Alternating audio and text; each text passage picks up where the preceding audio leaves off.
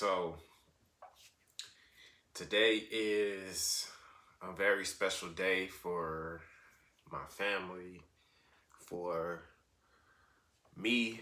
This is my papa's birthday, and those of you who knew him, you knew him as either Clarence or some of his family called him by his nickname. I'm not gonna disclose that, but if you knew him, he was a good man, and he would have been 79 today. So I just want to give a quick shout out to my papa. Happy birthday to you. But this episode that I'm going to give to you guys today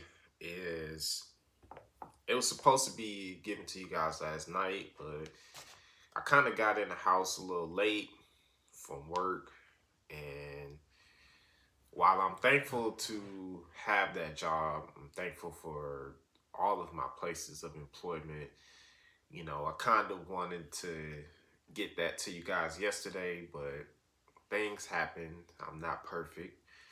But this episode is still special nonetheless, and we're going to get this to you guys right now.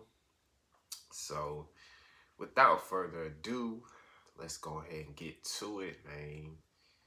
And also, just before I start too, I think that between us, right? Between us, because this episode is going to be, posted on YouTube and all that good stuff. But between us, I think that going forward, we're going to start posting our YouTube episodes on Fridays instead of Thursdays, because for me, there's been a lot, having to record and edit and do all the things that I need to do on Thursdays to get prepared for you guys to see the episode. So this is what we're going to do moving forward. We'll still be recording and doing all the stuff on Thursdays, give you guys the truth, but it won't be posted until the next day on Friday. So I think that'll help moving forward and having everything on my plate. So let's go ahead and get to it, man. This episode is God provides, I work, right? I've said this a lot, and when this episode is finished, hopefully you guys will understand what I mean when I say that. So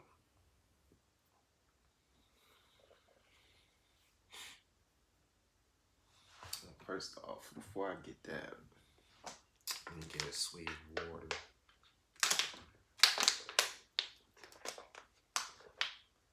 I had my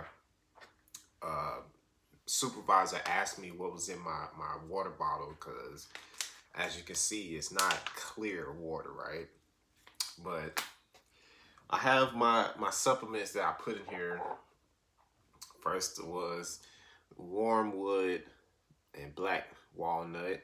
So this is really for cleansing, getting my digestional tract, back good. And I also got some black seed oil. This is also with oregano oil in there. For most of you guys, I've told y'all about that before. Those are two things that I always take in the morning, and that's just been helping me cleanse. So just wanted to show y'all that before y'all start making any assumptions that I'm on something. Welcome back to another episode of Before the Fame podcast. This is your host, Jordan, and this episode that I got for you guys, it's a very special one. This is a very special day, a very special week. We celebrated Juneteenth yesterday. We got some good hours at work. I was able to get some good laughs and spend some time with some special people. But today is my grandfather's birthday, Clarence Ellison. He was a very pivotal part of my family in my life. And he's the man who I first saw preach, like the very first preacher in my family, at least, that I saw preach, and also the first man that I saw cry, right? He was the first for a lot of things. A lot of things. Like, I learned how to tie a tie from him. I learned how to dress from him. I learned how to be a man from him. And, all of the things that I'm going to speak about in this episode is predicated to his teachings, his way of doing things. So this episode is dedicated to you, Papa. I love you. Happy birthday. And hope you are laughing up there with your daughter and your wife. But we're going to get into this episode of Before the Fame, and the title of this episode is God Provides, I Work, right? So I've said this many times before, and I feel like all the things that I've gone through in the past 3 years has proven that I have not been the source, right? I may have had the resources, I may have had the knowledge in some areas. I'm not, knowledgeable in all things, but, I may have had the knowledge to get to where I'm at, but the source has always been the same. And hopefully after this episode, you will understand what I mean when I say that. So before we get into it, we got to thank God for getting us through another week. It's been a rainy week for most of us. If you work from home, then shout out to you, because you don't have to deal with all of this traffic and rainy days. But it's been peaceful nonetheless. And I thank him also just for another day of getting it right, so that's, to me, one of the biggest parts of me getting to this part of the week. Like, I'm always reflecting on all the things that I've overcome or that I, worked through and all of that. So just shout out to God for that. But now, for this episode, I have a few things I want to touch on, right? So the past few weeks, we talked to you guys about Adam and Eve's story, right? And how Adam was given an assignment from God, right?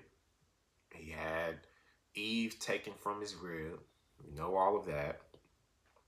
But now we get to the point where when Eve was tempted to eat from the tree of knowledge, and she also gave some to Adam, right? The covenant between Adam and God had been broken, right? They were told not to eat from this tree, and he did it anyways, right?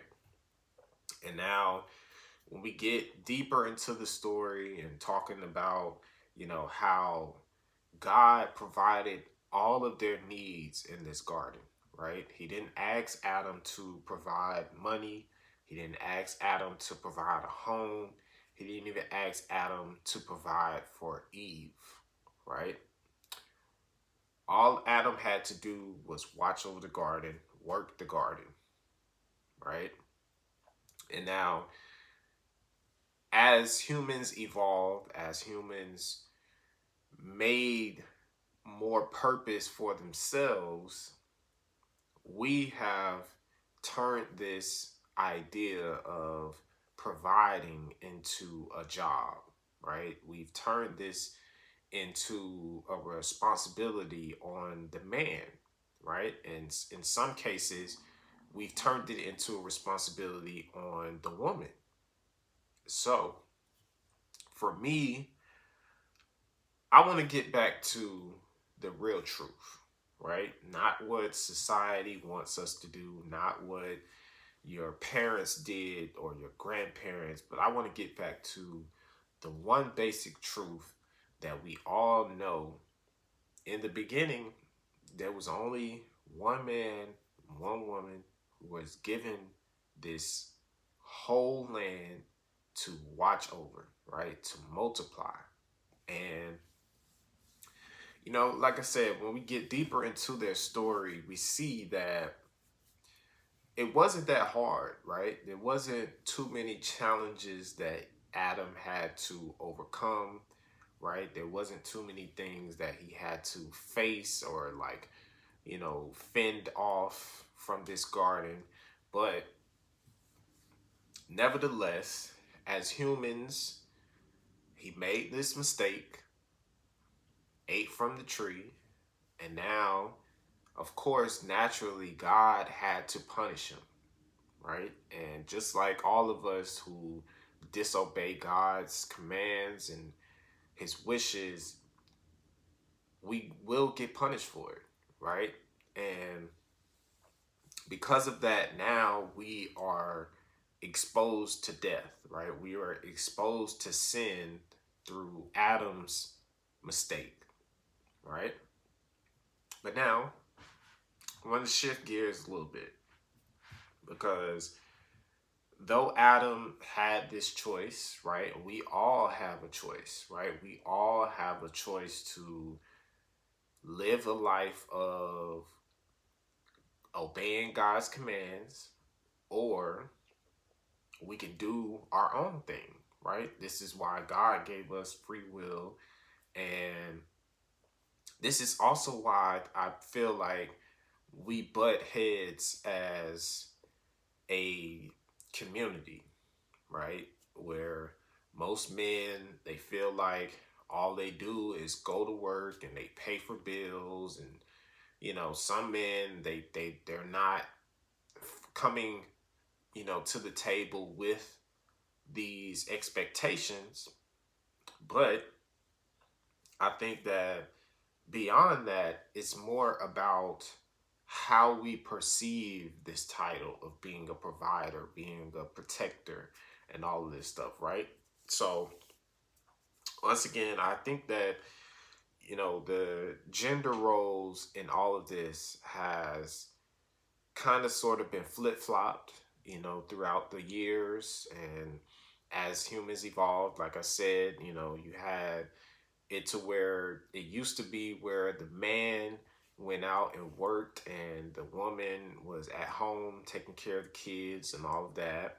But as time progressed, women have become the breadwinners, right? Women have become the homeowners. Women have become the provider in a sense, right?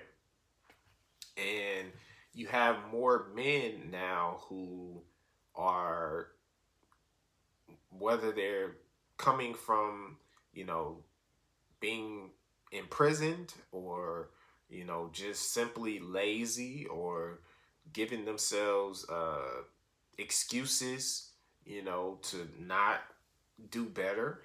They are the ones who have become the helper, in a sense. And I know some people are going to say, hey, I don't have any help. I don't have the support system that most people have. And, while that may be true, we're just speaking on the roles right now, right? So, like I said, the roles have kind of flip-flopped in a sense where you don't have that provider, or at least it's not common for men to provide anymore. And I want to examine that, right? I want to examine why that is. Because, for most cases, you can say that, it's hard out here to get a job and all of that. You can say that society hasn't necessarily been fair to you. But I would like to say that for me and my story and my journey throughout my workforce, throughout my time here, I think that with everything that I've been exposed to, I've been around a lot of people who come from different backgrounds. And the one thing that remained common, again, was that the people who believed in God, who obeyed his commands, they always had stuff that was provided for them, right? Whether it was a good paying job or a lower paying job, they always had the basic things that was provided to them, right? And it's not until we get to the point where we think that we're comfortable with what we have, or that we start wanting more, desiring, nicer things, that we see or we get further away from God in a sense, right? And there's nothing wrong to want more for yourself. There's nothing wrong with wanting to better your circumstances, to, go back to school if you want to, just get in a better situation. But like I said, I think that when people accept where they are, when people embrace their journey, when they are thankful for what they have, they take care of what they have, they get to the point where they are preparing themselves for the bigger blessings, right? And let me give you an example. So, my mother was going through her issues with her kidney. She had this disease ever since she was 19 years old. And for her to deal with that while also having two children, while also going to college, graduating from college, that was a very tough thing to deal with, right? But my mother also never complained about the circumstances that she was in, right? She always wanted better, right? She always wanted to get us to the point where we didn't have to depend on anyone and all of that good stuff. But there was also times where my mother knew that she didn't have the support system that most people had.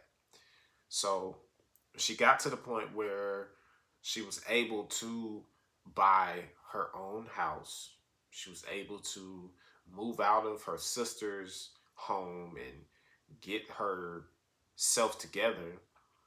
There was a shift, right? There was a shift in her mindset. There was a shift in everything that she was doing, because she realized that she had done enough for her sisters. She had done enough for her mother. She had done enough for her father. She had done enough for all of the people in her life up until that point.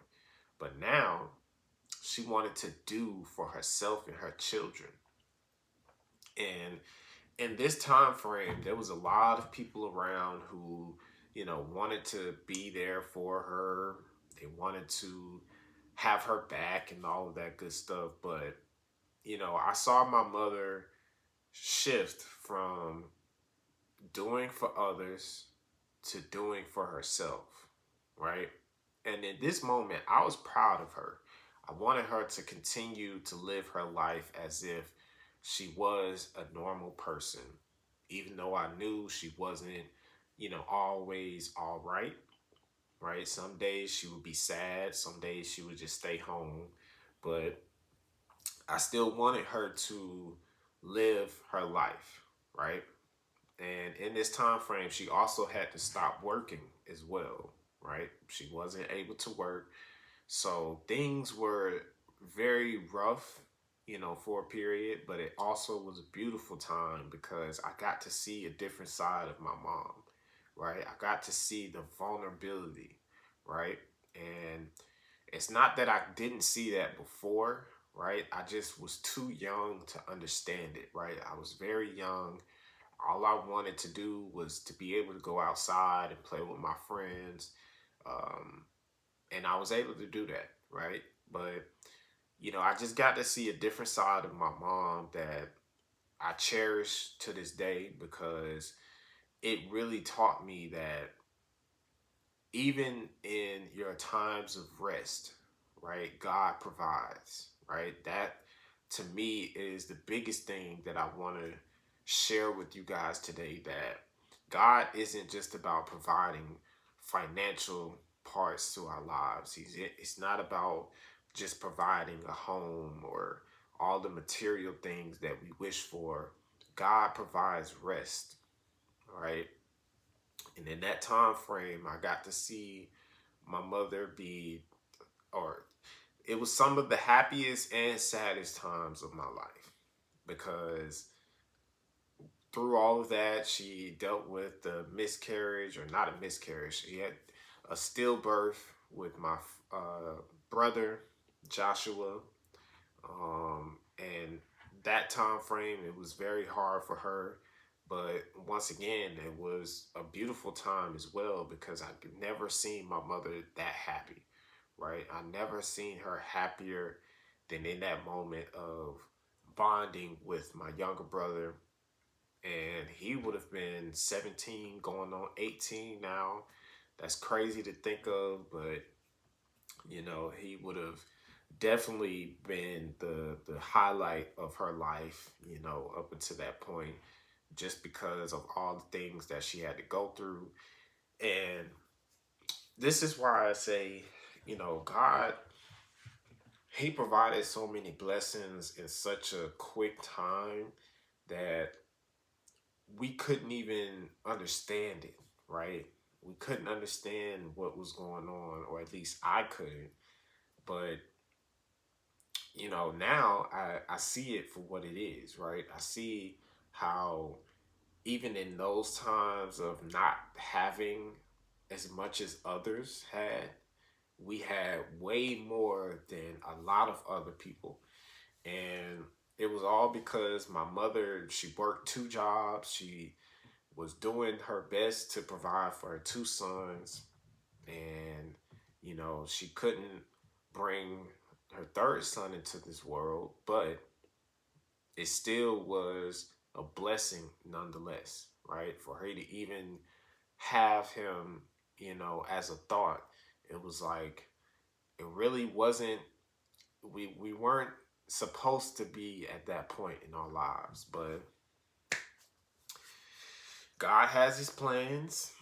And also, this is why when we talking about provision, right? We also talked about that before, and how it's not just about providing money, right? It wasn't about providing money, right? My mother provided a space where we could come to her and we could be vulnerable. We could be at peace with what was going on, even if it wasn't necessarily peaceful. She gave us that space to come to her, to be honest with her. And she was honest with us, right? Sometimes it was a little too honest. And once again, that inspired me to do the same for my children, God willing.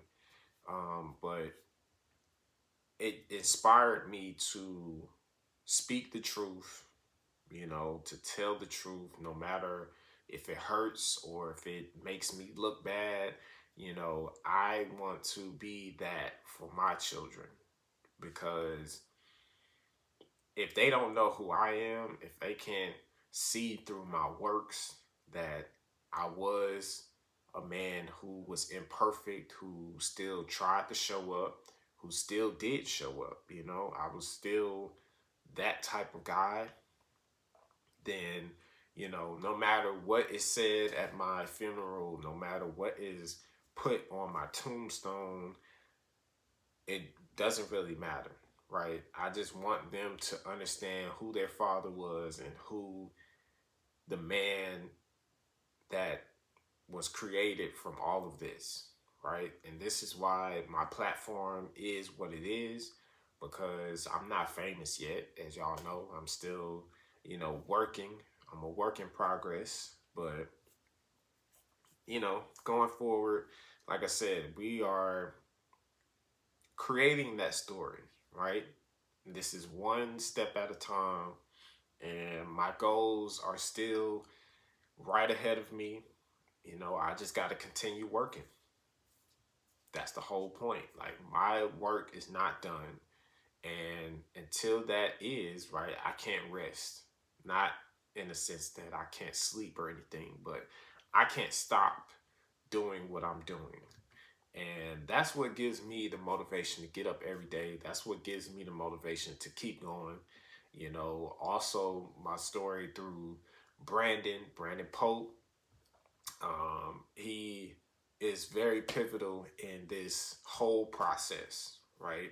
Me and him, we've had so many talks about what it is that we wanted to do, our legacies, and how we can keep that going, right? Even after, he has passed, it's like each episode, I feel him, I feel his presence. Whenever I'm around his family, we always have a good time. And there's never been a time where I felt more eager to get up and do than now, right? And some of you who follow me on Instagram, you may have seen a video of us at a Juneteenth event. This was in 2020. This was one of the first and only Juneteenth events that I've ever been to in my life. And I was honored to be a part of this event, right? Because this was organized by one of our good Columbia alumni. And this event, it just hosted a lot of Black businesses. It hosted, people who are in our community who have been doing great things. And I was just glad to be able to be a part of that. I was glad to be there to see my friend who was doing what he loved, right? He was doing what he loved. And it was just a time to embrace where we are and where we come from. And I was just thankful just to be there, right? I was thankful to say that I know the DJ. And a lot of people, knew him, but they didn't know him like we knew him. So that time frame was just unforgettable. Just a moment in time that I would never forget. It created one of the iconic photos, in my opinion, with me and Brandon. I wasn't even paying attention. I was just on my phone. But, for us, that was our relationship, right? We were brothers. We had lived together. We had been through a lot of BS that year. But like I said, to be able to get through it, to be able to get past the stuff that happened, all of that happened that year, it was real inspiring. And I'll say this now because that was one of the years where we were just going through, or we were still going through COVID protocols, and we weren't able to really get work like that. But even in that time, God still provided, right? God still provided a roof over our heads. We had food. We never went without that year. And this is why I say, in our estimation of things, right? Because I'm going to get back to my point of how today we think that the whole role of a man is to provide, right? And while in some cases that is true, right? We are designed to provide for our families, to provide for our households. I also feel like just because that was stated before, You can also say that a woman's role is to help provide, right? It's not to necessarily take over as the man or to be the provider in a sense, but it's to help him provide. And that can come in many ways, right? You can be the person who helps out with the home. You can be the person who helps out in business. You can be the person who helps, just by being there. Your presence is helpful, right? Your encouragement is helpful. But that doesn't necessarily mean that you have to step up and be the provider yourself, because the same way God is in that man to provide and do all the good things, God is in you as well. And for us to get back to that point where we are coexisting, where we are at unity with each other, we have to understand that this is a shared responsibility, right? When it comes to building and taking care of a home, that is a shared responsibility. When it comes to raising children, when it comes to building that village, that is a shared responsibility. You cannot put all the responsibility on one person. And quite frankly, that's what leads to burnouts. That's what leads to splits. That's what leads to divorce. All the things that we don't necessarily want in our lives, but sometimes it's necessary for us to find ourselves. And it's not necessarily wrong that you have to go through these things, but what I would see in my life and how I've gotten to this point is that when one person has to do it all, one person has to pay all the bills or provide everything, that is where strain comes in the relationship. That is where people start to break away from one another, right? And lastly, I want to say that we talk about one of the most misused Bible verses, which is faith without works is dead, right? And, on one hand, you can say that, if you're not working on yourself, if you're not working towards your purpose, if you're not working in hand with what God is providing you, you're not going to be successful, right? You're not going to accomplish the potential future that God has for you, right? But now, where I think that most of us misuse this verse is where they see people like my mother who couldn't necessarily work, right? She couldn't necessarily provide an income like she was used to doing. And they put people in a box to where even if you are operating off of a level of faith, even if you are giving your best effort daily, they start to look at you differently, right? And this is also why when I see people going through their struggles with finding work and, in between jobs, I don't necessarily judge them, right? I'm not going to sit here and call you a bum just because you aren't necessarily bringing in income. But what I will say is if you haven't put forth your best effort, if you haven't given your time to at least strengthen your relationship with God and get right, from all the things that you were doing wrong before, then of course, when you do come into your next opportunity, you're going to take, some parts of it is going to feel like, hey, I can get away with this, or I'm gonna, just be laxed about that. And that is why, again, when I talk about these things, I'm not just saying this, from a place where I wasn't in it, right? This has happened to me before. This happened to me recently, actually.